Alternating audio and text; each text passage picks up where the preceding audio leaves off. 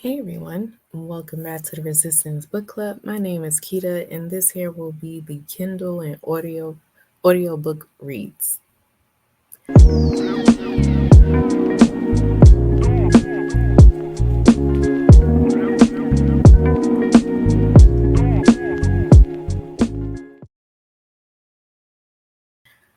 All right, so I only have, I think I have three. So yeah, three.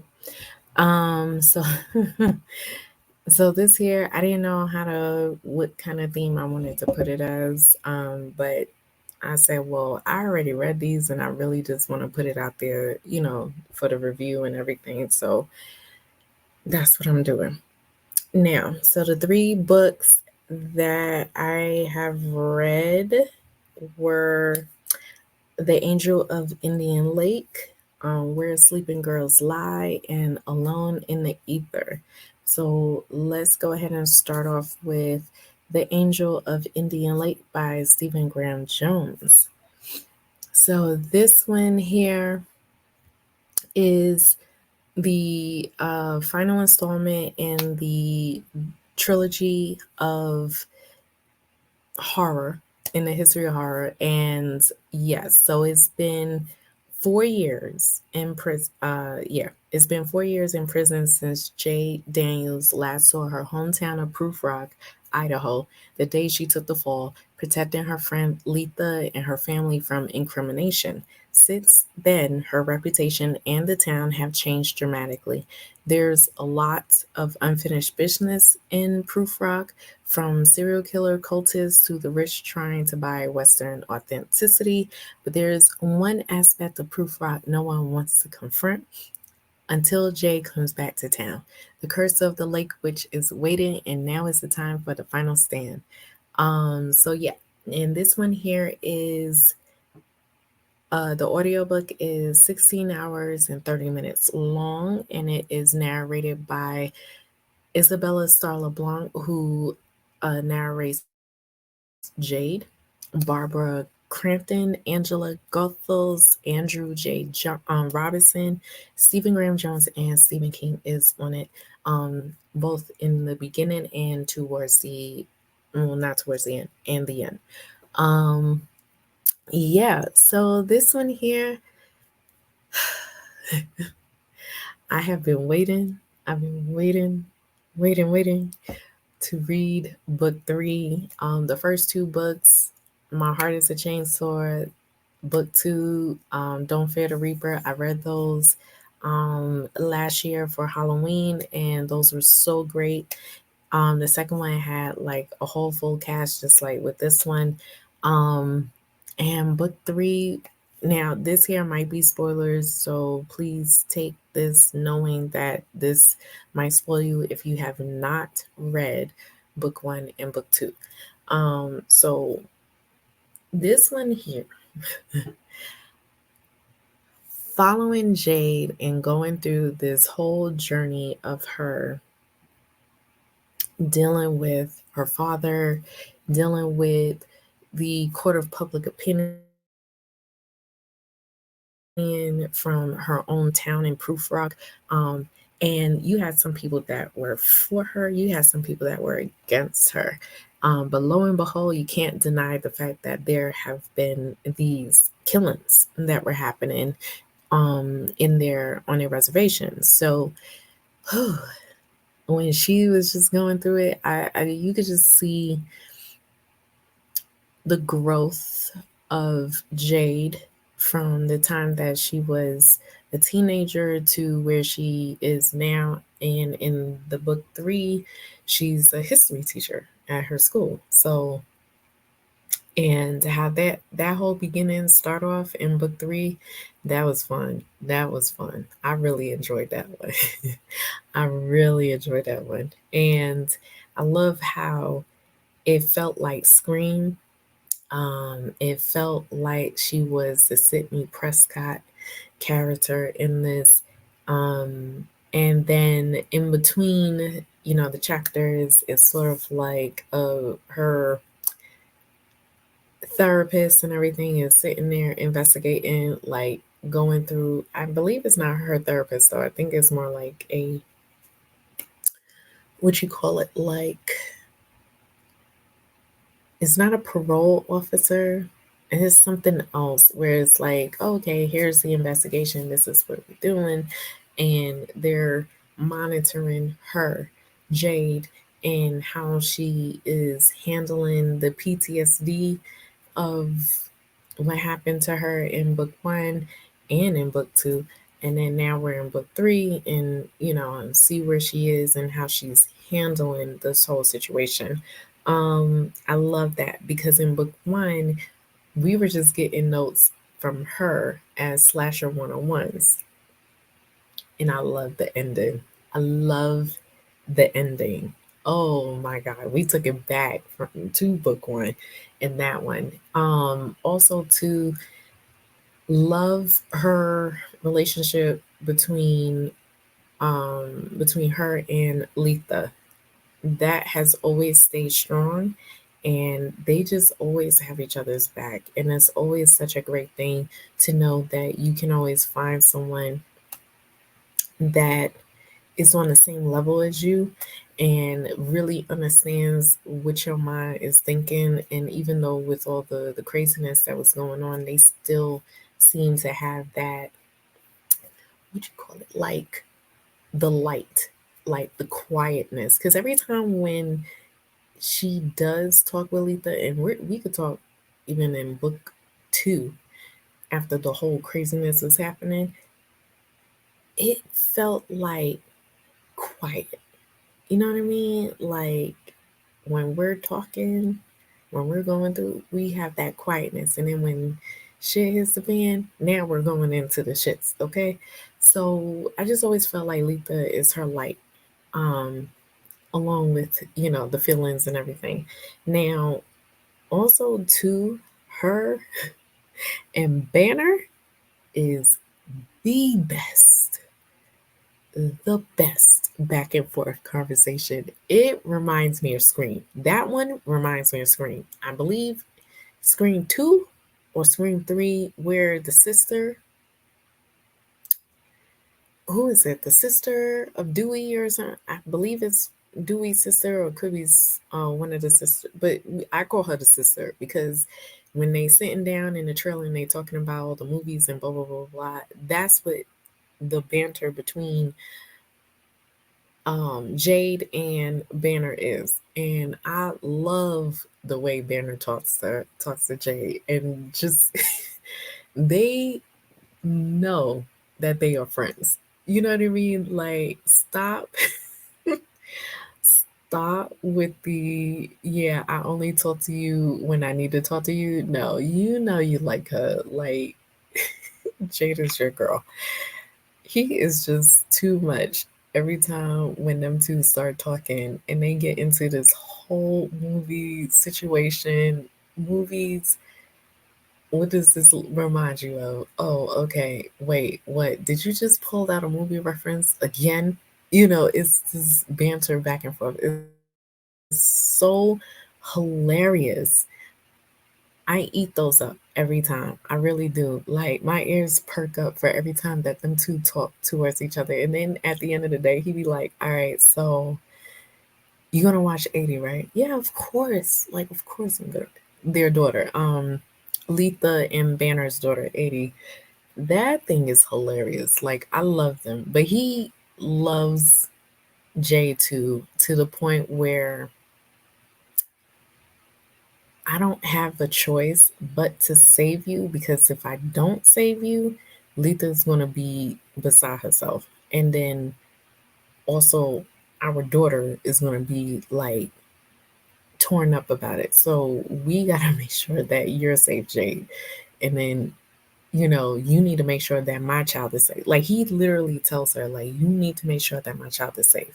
And she's like, yep, and I won't have it any other way. Like, I will throw my whole life into it, and it's beautiful. Like, I love that. Uh, and then the ending, I thought it was going to be something else. I'm not going to lie. Because The way Stephen Graham Jones was on his Instagram and putting it out there, and I was like, oh my God, this is really gonna be it. So it didn't turn out the way I thought it would be. And then, but this ending was a bittersweet ending, and I still really enjoyed it. I really enjoyed the very end of it. And I love how she even said, yep, and we got to bring it back to the beginning. And I was like, yep, I can see it. Yep. It's just it's so good and so refreshing to actually read like a horror story. This is like my first time actually reading horror, like really reading horror. Um, Next to You're Not Supposed to Die Tonight, Kellen Byron's book. But this one here, I loved it. I loved the whole entire trilogy. This whole trilogy is definitely like a five for me. The book three, I would have to say, would have to be a 4.5. So, first book is a five. And then the second one, I would give it a 4.7. And then book three, it would be a 4.5. Only because I really thought it was going to go the way. I know. That's me nitpicking. It's me nitpicking. And for all I know, I might end up changing that rating even higher because I really like to sit with the book for months before I really like decide on a rating. But because there's good reason on the other stuff, and you got to put a rating down. So for right now, 4.5 in my head. But again, that can all change. You know what I mean? But yeah, and Isabella, she did a wonderful job. It felt like I was sitting there just listening and watching Jade go through this whole massive transformation and dealing with the PTSD of it all. And it's not easy. I mean, the fact that we even watch a lot of these horror movies, and we could take Scream for instance. You have to understand, like, if this was a real person going through that, they really do have PTSD. There is no way of getting around that. That is a lot of kills. That can do something to your mental health. And I'm happy that Jones went ahead and showed that in this book because you can't just skate on by and be all right with everything that's going on. You know what I mean? And to know like all these other people are still oblivious to the whole situation or like now become a massive fan and wanna be in it instead of trying to keep themselves safe from it. So yeah, I really, really enjoyed that. But Jade, her whole transformation from book one to book three is nothing short of amazing. And definitely written her with extra care for sure. And yeah, man, and Isabella killed it. Like she killed it. It's exactly what I thought I would, hear for someone who's like a real slasher, fan and really just bringing the character to life. So, yeah, kudos to them for even putting this whole thing together. Child, I really wish I would have won that giveaway because I really don't have any of these physical copies of these books and I really wanted them along with that hoodie. That hoodie looked great. I really want that hoodie. But it's okay. It's okay. What can you do? Um, but other than that, it was still a great trilogy, and I am in the process of reading more of Stephen Graham Jones stuff. So hopefully, I will get majority of these audiobooks soon and be able to do like a whole author reads of his stuff soon. And yeah, that is it. All right, so on to the next one. Next one is Where Sleeping Girls Lie, and this one here is the second novel from Farida Abike Ayudame. I hope I pronounced that right. I'm so sorry. So this one here, coming off of the Ace of Spades, now we're dealing with a girl new to boarding school discovers dark secrets and cover-ups after her roommate disappears. So we're following Sade Hussein. She is starting her third year of high school, this time at a prestigious Alfred Nobel Academy boarding school after being homeschooled all her life. Misfortune has been a constant companion all her life, but even Sade doesn't expect her roommate Elizabeth to disappear after Sade's first night, or for people to think she has something to do with it. With rumors swirling around her, Sade catches the attention of the girls, collectively known as the Unholy Trinity, and they bring her into their fold. Between learning more about them, especially Persephone, who Sade is inexplicably drawn to, a playing catch up in class, Sade already has so much on her plate. But when it seems people don't care enough about what happened to Elizabeth to really investigate, it's up to she and Elizabeth's best friend to solve it. And then a student is found dead. As they keep trying to figure out what's going on, Sade realizes there is more to Alfred Nobel Academy and its students than she thought. Secrets lurks around every corner and beneath every surface. Secrets that rival even her own. And this here, narrated by Natalie Simpson, and this here was 16 hours and 57 minutes long. I had given this a 4 stars. This one was actually really good. Not as better for me than Ace of Spades. Ace of Spades will always be a 5 star read for me. I can actually sit there and reread that book again. Um, so Where Sleeping Girls Lie, I really enjoyed the story. I enjoyed the whole boarding school. So clearly, we're still doing the whole academy because that's what the Ace of Spades was about too. Still going with that formula. I hope that we change out of that concept soon for her third book. Let's do something else because that can only, hold for so long. Um, and that was one of the reasons why I given it 4 stars because I do enjoy it, but I'm really, we already did the school, okay?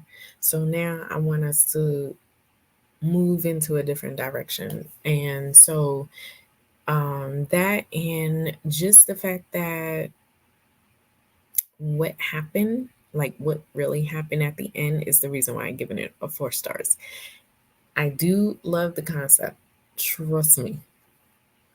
I love the concept wholeheartedly. Um, and it does need to be told because a lot of these things do happen in school. It doesn't matter if it's in an academy or not, it's going to happen wherever. And yeah, so with that being said, I did enjoy the story, just didn't love it that much because, we need to come out of this concept.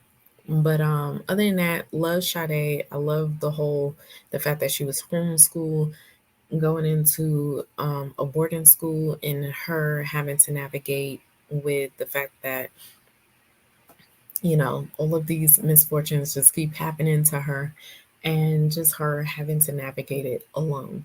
And that is no easy feat, for a teenager, even someone younger than her, to have to navigate that by herself and to literally come up with these decisions on her own. And I mean, she literally had, like, Elizabeth was a really good friend to her, even though it was for that day. Um, but it seemed like whenever something good happened, then good happened to her, then the bad happens like right after. And I think that's what she was indicating in the book. The writing was on point, it kept me intrigued. I was sitting there just listening intently, like, all right now, all right, we get into it. We get into it. And then I realized, like, midway until we got into Act Three, and then I said, okay, I think I know what was going on, and then it kind of confirmed it of what was going on. Um, the characters in the story were great. The typical banter of student to student.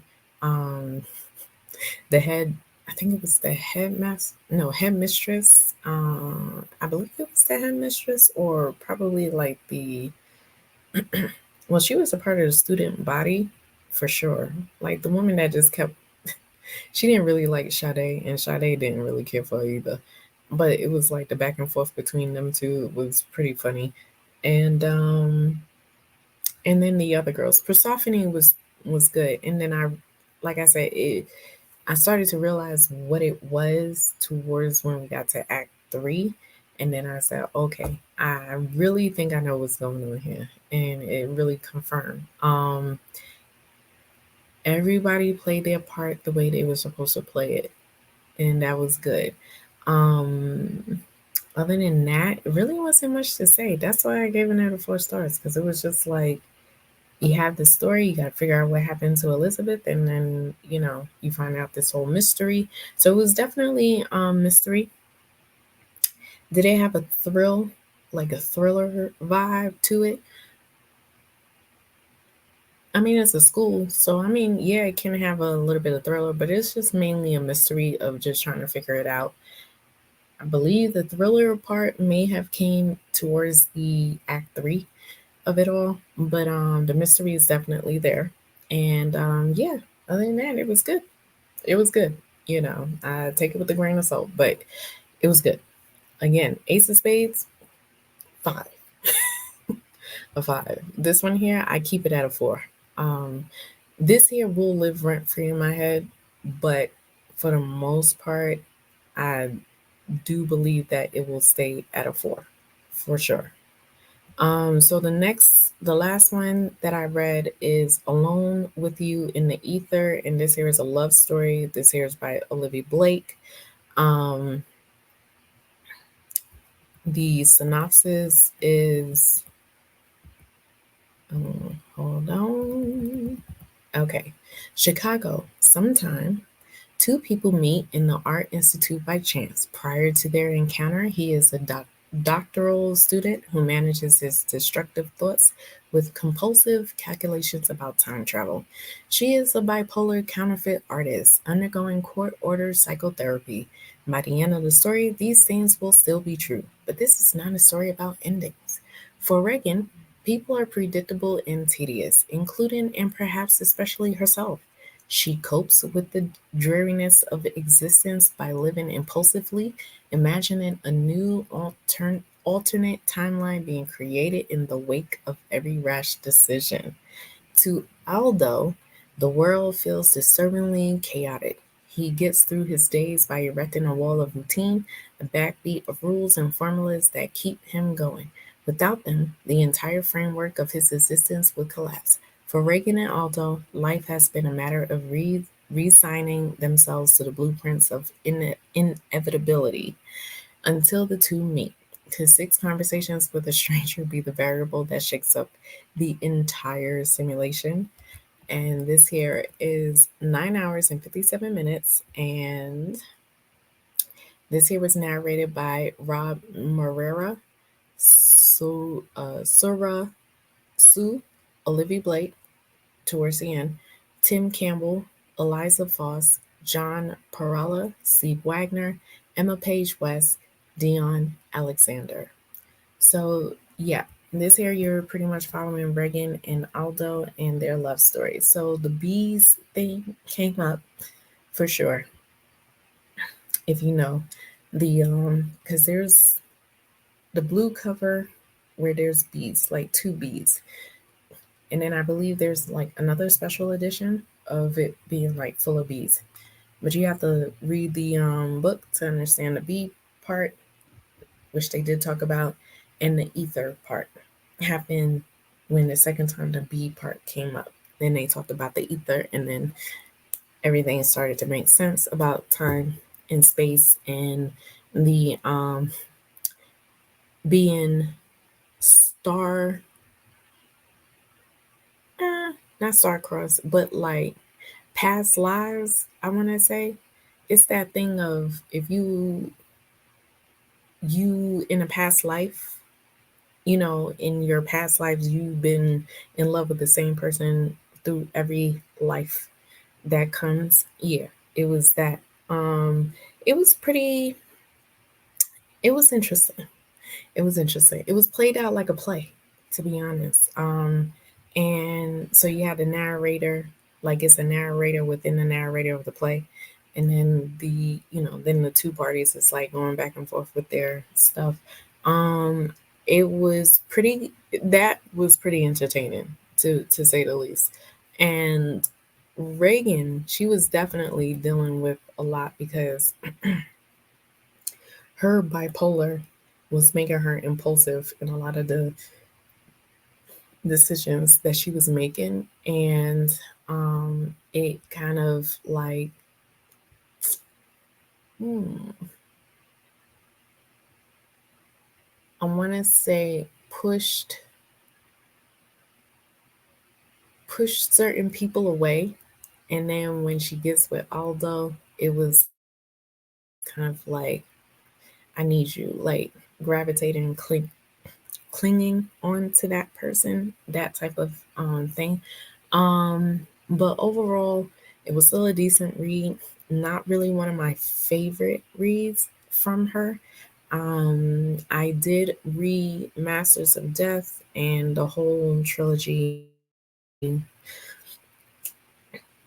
Atlas Six trilogy, and and I would have to say even Masters of Death was actually pretty good, even though it was just like that fluffy read. And the Atlas Six was really good for me, you know. But yeah, Alone in the Ether is actually okay. I take it with a grain of salt with that one too. It may be good for someone else, and that's cool. But I did love, the one thing I did like is how they explained the beat, and then the second conversation of it was the beat and the ether together, and I really, really, really enjoyed that one because it started to make perfect sense, and then you start to see that intertwine with their relationship. So I really did enjoy that. Um, and then it even made more sense when you hear Olivia Blake explain the reason for her writing this story, which is mainly like a love letter to her husband. And I thought that was actually pretty good. So it literally had a better understanding once I got into the author note of it. And then I said, oh, okay. Now, with that being said, what was the rating I gave it? For the time, excuse me, for the time being, I believe I can give this at least like a 3.5 stars. It's just not my thing, but I totally get where she is coming from. And I love that it's a love letter to her husband and thanking him for everything that he has done. And, do what you do. If that's what you wanted to do, that's great. Great. Put it out there. Happy that I read it because it's totally different. Like it's completely different than what I normally read. Um, I'm trying to, I did like nothing really, really stood out to me in this book, to be honest. But the love story and what the bee in the ether represented, that stuck to me. And I really, really enjoyed that. So for me, it's a 3.5. I don't think I will be changing my mind about it in anywhere in the near future. I think I'm pretty much stuck at the 3.5 mark. Now, I do have one more book that I need to read from her, and that is One for My Enemy. So I will be reading that soon. And I think the question is debatable as to whether when I get the special edition of Alone in the Ether, I'm still thinking about it. I'm not too sure. I really have wanted to get like all of her special editions of her books and just have it on my shelf. So I'm still trying to decide if I want to do that or not. I think it would look great, with that, with those on my shelf. But yeah, other than that, it's all right. But yeah, one more book from her and then I'm done. I'm still trying to debate whether I want to read from her pen name too. So yeah, we'll see. But so far it wasn't the best, but it was still, a decent, listen, for the most part. And that's it for this video. So let me know down in the comment sections if you have read any of them, did you like any of them, liked the writing, didn't like the writing, talk to me down in the comments. I love chatting, with anyone that is, reading any of these things. Please just put them down. But I will see you in the next video. And this is the way. Peace.